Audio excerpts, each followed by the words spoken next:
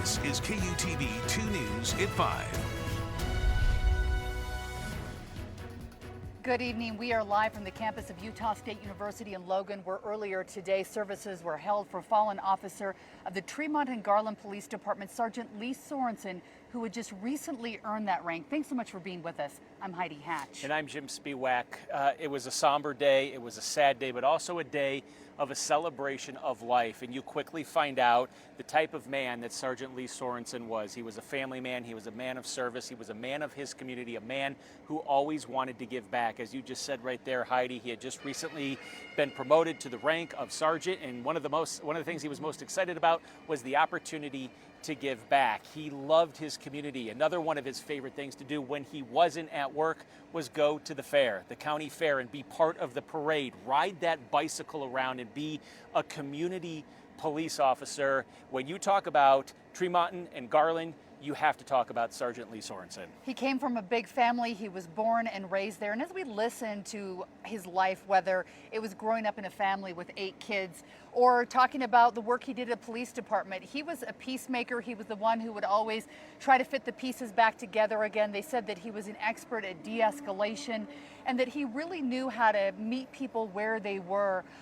A lot of times that he was showing up in the darkness, and they said that he brought that light and figured out how to bring other people up, which was, I think, one of the best messages we heard today from this officer today and also yesterday. These were officers that were willing to do the best, see the best in others, and try to build a better community, which was heartening to hear about. And we drove up early first thing this morning, and on our way up here to the Logan area, we saw so many troopers and police officers also making their way out here. It was really incredible to see the amount of support and the amount of officers, not only from the state of Utah, but from outside of Utah, that made their way here to the campus of USU to pay their respects, their final respects. The governor is saying today, too, that if we could just bottle up that feeling that we have right now where the community's been coming together, that sense of unity, and keep that, we could solve a lot of the world's problems and just take what we're feeling in Box Elder and Cache County in northern Utah right now, and really across the state of Utah, we could be a much better place to be. And I think it's true when you see everything that's been going on with the volunteerism and the community really lifting and supporting each other right now. Everywhere we look around here on this campus, there are flags everywhere. We see some video, which you'll see here in just a few minutes, out of Garland. Tremonton, there are flags everywhere. You talk about those volunteers come out. You know, that's just one small thing that all these volunteers have chipped in to help out with. Absolutely. And help these families. We do have live team coverage for you today for the funeral of Sergeant Lee Sorensen. Brian Malahy spoke with people who attended today's funeral, who knew the Sorensens, their family, and their service. But we're going to start with Christian Sita, who is in Garland. You had a chance to watch as that procession made its way to the cemetery a little bit earlier today. Christian. Yeah, Jim and Heidi, we're pretty close to that cemetery, but I did want to mention that this is where a lot of people got to say their final goodbyes. They stood here shoulder to shoulder, waving flags, hand by the heart, in silence, saying their final goodbyes. A powerful sight through Box Elder County, several standing in silence as Sergeant Lee Sorensen made his final journey home. We came today to pay our respects to Sergeant Sorensen. Kathy Knight didn't know him personally, but says it didn't matter. We have a deep love for our first responders. From local residents to law enforcement across Utah and beyond, support flooded in. Knight says she wasn't surprised by the turnout, but moved. It's humbling to see the extent. For Kelly Rose, it was personal. She worked with Sergeant Sorensen years ago. I worked with him as a school counselor when he was an officer. She brought her grandkids to witness the unity. I wanted to bring the grandkids up and let them feel of the spirit of the unity in our valley. Even though the youngest may not fully understand what they saw today, the message was clear. I think we should all try to live like Lee, with compassion and dedication and love like he did. Now, I did ask Rose to describe Sergeant Sorensen in a few words, and she told me that he was amazing. Reporting live in Garland, Christian Sita, KUTV 2 News. Christian, thank you very much. You know, from Garland to here in Logan, it seems like everyone, if you didn't know Sergeant Sorensen personally, you really respect the type of person that he was. Rodeo church, chats at the fire department, just a few of the points of connection between people here and Sergeant Sorensen and his family. Many people you talked to said he was a rare combination. It was both wisdom and humor, and that's what people loved about him. Brian Millay spoke to many of those who attended the funeral services today. Brian? Yeah, we're outside the Spectrum. These steps, often for roaring USU basketball fans, we know how loud it can get inside the Spectrum. But for the past 2 days, near the staircase, soft-spoken reflection. 2 funerals in 2 days. It's devastating. It's tragic, and it's been a long 2 weeks. Deanna Paskett says she's been in touch with Sergeant Sorensen's sister. She describes Lee as being the rock that held their family together. He would just always show up at the station. Jared Morgan, Tremonton firefighter, recalls Sorensen's visits as powering relationships. Spend some time and talk to us and see how we were doing. How would you describe the Sorensens? Salt of the earth. As good and as real and as genuine as they come. Still, a Utah lawmaker asks a hard question about police pay after the funeral noted Sorensen had up to 3 jobs. If they belong to us, are we taking care of them the way that they should? It's the end of 2 police funerals in 2 days. It's a good reminder that these things can happen anywhere we work, in any community, and just how fragile life can be. And the assistant chief, the chief in Kaysville, sharing that message with officers in their department. In Logan, Brian Millay, KUTV 2 News.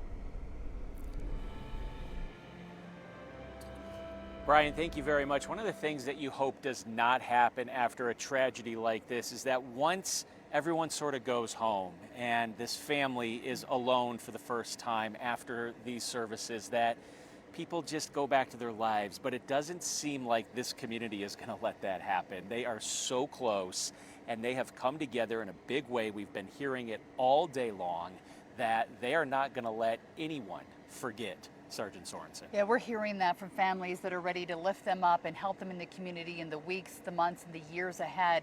Today we also had an opportunity to speak to Congressman Blake Moore. This is his area, Congressional District 1, Northern Utah, many of them rural communities. Here's a little bit about what he had to say after attending funerals the last 2 days. They're important because they help us recognize the importance of law enforcement in our everyday, day-to-day interactions, and you have to take that, all the sadness and all the pain and what the family's going through is unimaginable, but just being able to experience seeing all those officers saluting as it ended, it's just like, it's just really good to be able to remember that for what our community needs to see from an event like this. An emotional day for everyone who was here today and also yesterday. Congressman Blake Moore said that we can all reach out in our own communities. He mentioned that he coaches one of his son's Little League football teams. He says that he's a coach, and the other co-coach that he's with is also a highway patrol trooper. So he said we all have neighbors or people in our schools or nearby us that service police officers, service firefighters. Make sure you reach out to them. Recognize they're in our communities. They're also family men and women who are taking care of their families like everyone else. So we can all do something in our own communities across the state of Utah. Yeah, and as we toss it back into the studio, you just saw where Christian Cita was. That is where Sergeant Sorensen has been laid to rest, and just behind us in the cemetery here in Logan, yesterday is where Officer Eric Estrada was laid to rest in his final resting place, as those 2 officers are now where they will be forever. And so as we'll toss it back to you, the services are now complete, and this community will move on with 2 fewer people than they had just a few days ago, but 2 people they will never forget, guys. Jim and Heidi, thank you so much. And you can read all of our coverage of the funerals and tributes to Sergeant Lee Sorensen and Officer Eric Estrada on our website, KUTV.com. Clips from the services can also be found on the KUTV YouTube page. This afternoon, the Utah Supreme Court issuing a ruling putting the execution of Ralph Menzies on hold for now. In the ruling, the justices said the district court should reevaluate Menzies' competency to be executed. The order acknowledged that uncertainty has caused immense suffering to the family of Menzies' victim, Maureen Hunsaker, but said they have a significant question about Menzies' competency and they're bound by the rule of law. Menzies' execution by firing squad was scheduled for 12:01 a.m. on Friday, September 5th. All right, we're going to turn our attention to what's happening outside because a lot of people are probably going to enjoy being outside. Yeah, they're going to be traveling, maybe cooking out, or just having fun at home, a day off, right? That's right, and drier air is moving in, so I think you're going to really like this weekend. We had some decent rain, though, and we need the moisture. Over the past 24 hours, the remnants of what was a tropical cyclone Juliet bringing some beneficial rain to central and southern Utah, Circleville and Panguitch and Zion National Park over a ½ inch, about a ¼ inch of rain in Kanab and in Price, St. George and Cedar City just under 2/10. And now that drier air is moving in, at least down south. In northern Utah, I'm still tracking some very isolated showers and storms, a few sprinkles from Provo down to about Payson, some stronger thunderstorms in the mountains just to the east. If they hold together, they could be drifting into Price area and maybe the western portions of the Uinta Basin from about 6 to 7 o'clock. So we're watching that. Northern end of the Wasatch Front, dry, a couple sprinkles near Tremonton, also a couple sprinkles north of Logan, but starting to fall apart. We've had some light rain on the south and west side of Bear Lake. That's also drifting to the southeast. Most of the Wasatch Front, though, will stay dry through this evening. Any Friday night plans? Looks real nice at 8 o'clock. It's 77 degrees, and then cooling off into the 60s with clear skies overnight.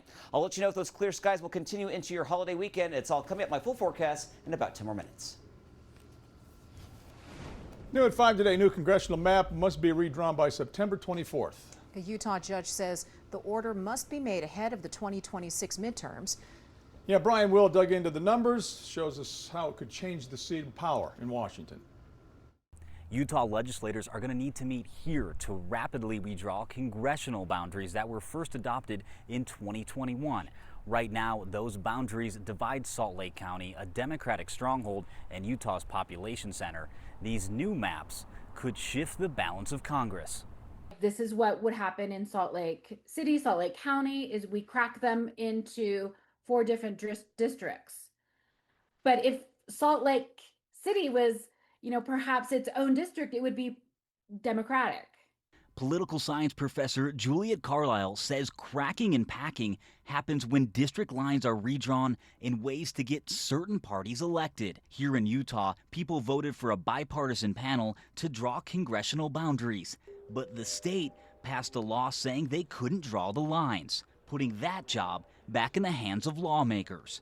Now a lawsuit has overturned the law and districts will need to be redrawn. This is happening at the same time other states are trying to redraw their congressional boundaries. With this redrawing, it could have big implications on a national stage. I don't know that it would shift the national balance of power and party control in the House if Utah added one. What the current election map or what the current split in the House does not necessarily predict what will happen in the next election. The current breakdown of party control shows 219 Republicans to 212 Democrats, with 4 vacant seats.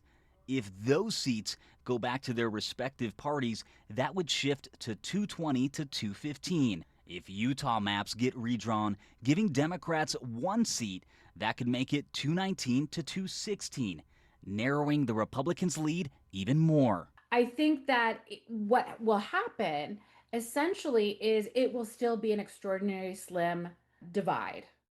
The new maps could shift the power in D.C. and will need to be done before January when candidates start filing for the 2026 midterms. Reporting in Salt Lake, I'm Brian Will.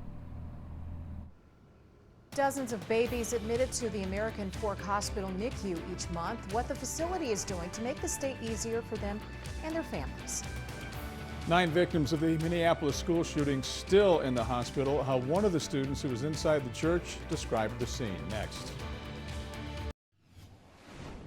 Welcome back. 9 victims of the Minneapolis Catholic school shooting remain hospitalized. Yeah, a trauma surgeon at the medical center treating the kids say they're largely stable. Now, 2 children were killed and 18 people were wounded during Mass on the first day of school there. One of the survivors says they took cover and stayed quiet as bullets ripped through windows. How did you know to do that, Grayson? To keep everyone quiet, not to draw attention to where you were? I mean, we just practice it in our classrooms every once in a while. and that's what we do in the classroom. So that's what we just did. We hid under the pews. 12-year-old Grayson Singh says his classmates who were killed were the first two shot, and they didn't have time to react. The shooter graduated from the school back in 2017. He died by suicide. The FBI is investigating the shooting as a hate crime. All right, now turning our attention to the weather. The weekend is here. Yep, yeah. and a little taste of fall this week, right? Okay. Temperatures are going to be increasing, though, for your holiday weekend. But you know me, I got to talk about the snow. Now, no snow. Snow, wait a minute. I know, but getting some questions now that we have a little taste of fall. September is right around the corner. What our average first freeze and first snowfall is here in Salt Lake City, because eventually it is coming. We're about 7 weeks away from our average first freeze, which is October 19th, and just about 10 weeks away from our average first snowfall here in Salt Lake, which is November 8th. So if you're worrying about your garden, those are some important dates to know. It is coming, but first we got to get through fall, and temperatures hopefully will be really pleasant this fall season. We are warming up, but this is closer to average. For tomorrow, 85 degrees. We're into the upper 80s, so it gets a little warm in the afternoon. I think those overnight temperatures, though, still cooling off nicely. So overall, it's shaping up to be a great weekend. We're drying out, lots of sunshine, but close to 90 degrees on your Labor Day. You probably notice a little bit of haze out there. That is wildfire smoke coming from mainly Oregon and portions of California. That's going to likely linger through the weekend, though. Low 80s right now in Ogden and Salt Lake. Provo, you're down to 75 degrees. These temperatures this week have been fantastic. Even for our friends down in St. George, sitting at 85 degrees, which is more than 10 degrees below normal. Lots of sunshine, a few clouds bubbling up over the Pine Valley Mountains. There's just a couple showers. They're already starting to fall apart. You're going to stay dry if you have any evening plans in Cedar City and St. George. We've had a little bit of cloud cover and some light showers around Arches National Park. All that is pushing to the east. The only area that might get a little bit of rain this evening, I think, is in the mountains, mainly south of I-80 and down towards Castle Country and the western side of the Uinta Basin because of these showers right here. The rain to our west near Nevada will likely fall apart, and that means most of the Wasatch Front will be quiet if you have any Friday night plans. There are those showers that I mentioned, and maybe a few sprinkles up in Wyoming. By about 10 o'clock, even these showers to our west in far western Utah will fall apart.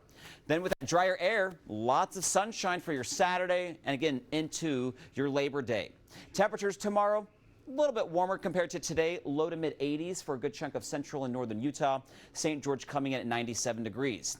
Mentioned that wildfire smoke, high pressures to our west, clockwise rotation, so it grabs that wildfire smoke and spreads it into our state. So statewide, some light smoke possible, and I think we could even see it linger into Sunday, especially across northern and western Utah. By Monday, maybe we'll see some improvement, but nothing too thick. St. George, 97 tomorrow, goes to 100 on Sunday, so it gets a little toasty down in southern Utah. If you're at some of those national parks, hike in the morning, a little hot in the afternoon. Our hottest day is Tuesday at 102, and then it does look like a little bit of moisture could sneak into southwestern Utah, so I have about a 20% chance of a pop-up thunderstorm next Thursday and Friday. Our temperatures are increasing, getting close to 90 degrees early next week. But again, notice those overnight lows, really comfortable in the 60s. That's some free AC, open up those windows. But staying warm next week, partly cloudy skies. By the end of the week, we're still seeing temperatures in the mid to upper 80s. Still ahead on 2 News at 5, wildlife crews are going high-tech to capture an invasive species. Now these robot rabbits are luring snakes from their hiding places. Baby Your Baby is sponsored by Intermountain Health and the Utah Department of Health and Human Services. Nearly 50 newborns are admitted to the neonatal ICU at Intermountain American Fork Hospital each month. This isn't something that you plan in your birth plan. The NICU is never a place you want to be, but it's comforting to know that we're there if you do need us. To address this growing need for care, the hospital is adding 25 beds for babies in the NICU and more amenities to help make the hospital stay easier for families. We are in a very fast-growing area in northern Utah County, and we want to support that community that's growing. And so we opened 5 new rooms to support that growth and to be able to keep our babies closer to home instead of having to send them off to other facilities. To reduce the need for transfers, caregivers can use telehealth to connect with neonatology experts from other hospitals who can help guide medical care. so that babies can stay closer to home. Parents are the most consistent part of the care team of their baby. They'll see different nurses, they'll see different medical providers throughout their stay, but parents are really the most important part and the most consistent. Parents also have access to Angel Eye cameras to help give families peace of mind when they aren't able to be in the hospital with their baby. We actually have a great streaming camera that we use for our parents. They can pull up an app and see their baby in real time anytime that they're not able to be with their patient. I'm Kristen Kenny, and for more information, visit KUTV.com and click on the Baby Your Baby tab.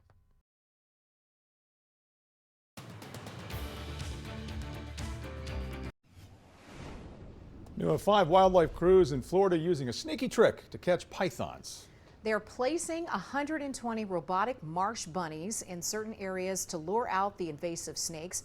Those toy robots have a heat signature, bunny smell diffuser, and natural movement to mimic the real deal. Video cameras monitor the bunnies and send out a signal when a Burmese python is nearby. Contractors are then sent out to the area to remove that python. Phew, big snake. I know. It really had some big ones in the Everglades. Coming up tonight on 2 News at 6. We're continuing our live coverage from Logan on the funeral services of Sergeant Lee Sorensen. Utah Supreme Court ruling that the Menzies' competency to be executed must be reevaluated. We'll speak to a criminal defense attorney on the new plan for action for justice. We'll see you in 30 minutes at 6.